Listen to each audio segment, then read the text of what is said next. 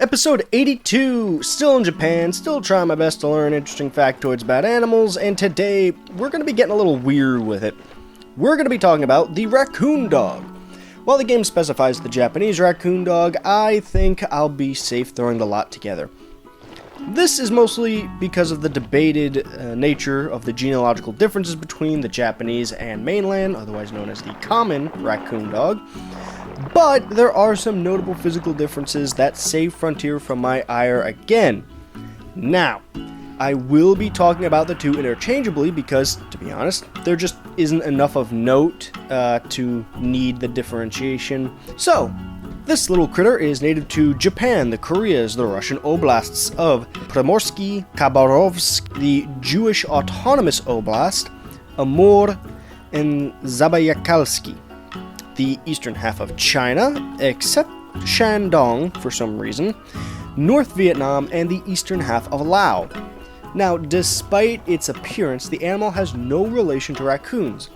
We all know the saying, different location, same solution, and that's convergent evolution. But they also aren't dogs in the literal sense. They are canines and are most closely related to foxes. However, there is quite a large gap between the two. They are the last of their kind, being the genus Nycterotus, which is actually a pretty cool translation, meaning night wanderer. There are many different raccoon dogs that had come before, splitting off from other canines roughly 5.5 million years ago. But as with most things, all the others didn't survive past the Pleistocene. So that leaves us with Procyonoides, the raccoon-like nightwalker, and if you count them as their own subspecies, Viverrinus, the civet-like night wanderer. Now, they most likely made it to Japan the same way our previous species, the Japanese macaque, did, the land bridge. And other than that, we don't have much historical information on the raccoon dog, at least evolutionarily speaking. Now, culturally, the raccoon dog is massive in Japan, with the mythical version of the animal being known as the Baketanuki, otherwise known as the Tanuki. The Tanuki is a yokai or a supernatural being, and it's also somewhat of a counterpart of a more famous yokai, the Kitsune, or the fox. Both of these yokai transform into people in an attempt to fool humans. The difference is the Kitsune will transform to tempt people, usually taking the visage of a woman, and the Tanuki transform to make a fool of people. And while I'm sure in theory they could turn into a woman, it's probably difficult due to their absolutely gigantic balls. Now, I'd recommend putting your kids to bed because, as with everything in Japanese mythology, it's about to get weird. You see, for some reason, the Tanuki is often depicted with giant cojones, like insanely large, South Park levels of ridiculousness. It was often described the Tanuki could sling its crotch coconuts over its shoulder like a testicular traveling pack, and would even bang on them like drums, and jeez, my boys hurt just thinking about that. Let's move on so I can get that phantom pain out of my head, shall we? There are plenty of other cultural influences of the raccoon dog, especially if you are a fan of the Nintendo games, as the Tanuki suit has been a reoccurring power-up in the Mario games since Super Mario Bros. 3, and in addition, while everyone thinks the bloodthirsty landlord of Animal Crossing is a raccoon, I'm sure by his mention in this video, it's clear he is not. And it's easy to tell once you know the term Tanuki, and that it means raccoon dog.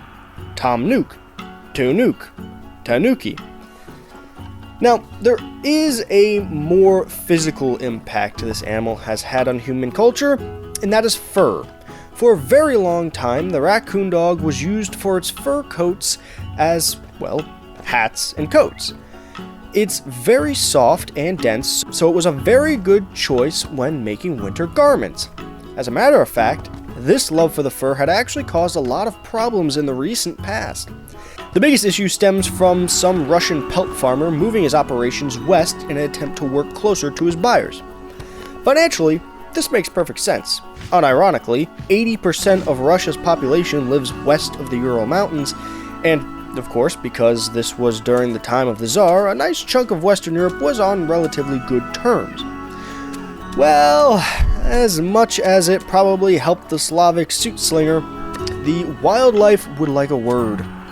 You see, in the early 1900s, a population of raccoon dogs had escaped and had quickly become a problem for all the smaller critters of Western Europe.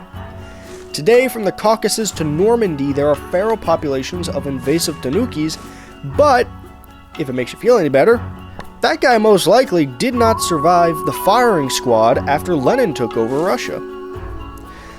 Now, there is also a more recent controversy surrounding the trade, though, and that's the fact you may not have known that you've been buying the furs of a raccoon dog.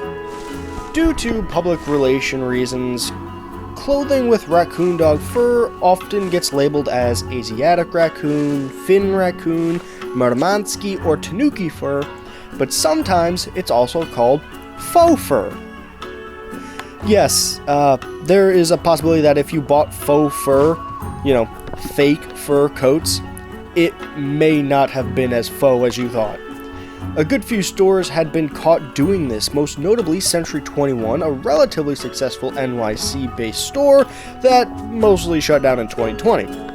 And Kohl's. Yes, the store that your mom took you to get clothes for school with her cashback credit card. Both of these companies were caught in a world of hurt, and while Kohl's is still around, they felt the strong arm of the law in 2014 from this false advertising. And with that being put to bed, that's all I got for you today. Thank you very much for watching. I hope you enjoyed the video. Again, Japanese culture is not my strong suit, but it was kind of fun to learn about the tanuki, or raccoon dog. And if you have anything you'd like to add, please feel free to leave it in the comments. Until next time, please stay safe out there, go outside, touch grass, hug your loved ones, drink water, and bye-bye.